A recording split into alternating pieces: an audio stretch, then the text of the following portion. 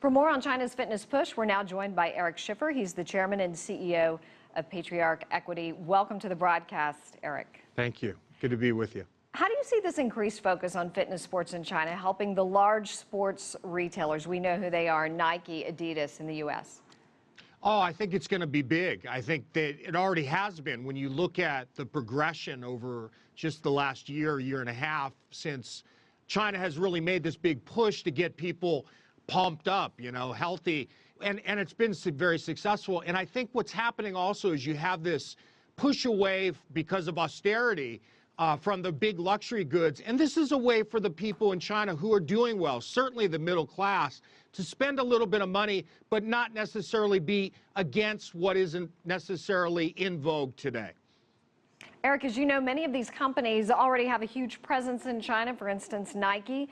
Will this only accelerate their growth, or do you expect them to introduce some new names? Are we going to see some new names in China? I think it's going to accelerate their growth. In terms of new names, unlikely. I think the big brands in the United States are the dominant players, and perhaps some of the German brands, for instance.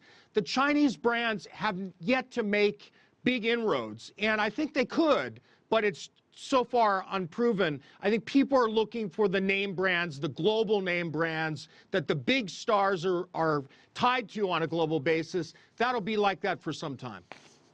Eric, can you tell us about some other industries outside of retailers that might thrive as well?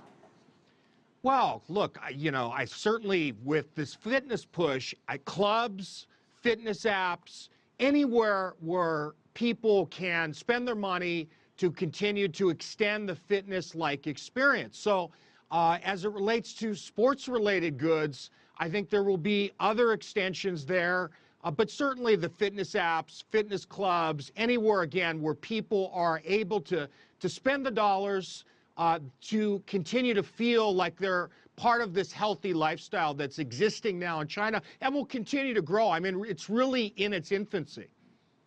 Do you think the overall underlying goal, obviously, is for these Chinese fitness brands in time to truly start competing with Nike and the others? Well, I think they would love to, but it will take some time. They're going to need to be tied to some bigger sports stars. I think as the sports teams, for instance, like soccer, as the Chinese teams begin to become even more successful and you get some of the major players to endorse a smaller Chinese brand, absolutely they can grow. And I think as they increase in their focus in really meeting the same, what I would call the luxury buyer of these sports brands, then it's possible. But I think, again, it'll take time. Eric, why now, though? Why hasn't this happened a decade ago? Because fitness wasn't hot. I mean, a decade ago, it just wasn't a hot thing. No one was interested in it. No one cared. Look, in the United States 20 years ago, 25 years ago, before Arnold Schwarzenegger, no one cared. I mean, they weren't that interested in fitness. Jane Fonda, Arnold Schwarzenegger brought it and made it popular.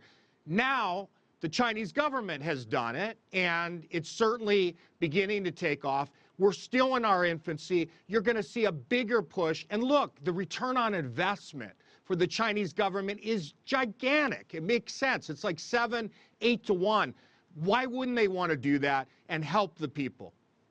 Eric Schiffer, we certainly appreciate your time. Thank you for joining us from Los Angeles.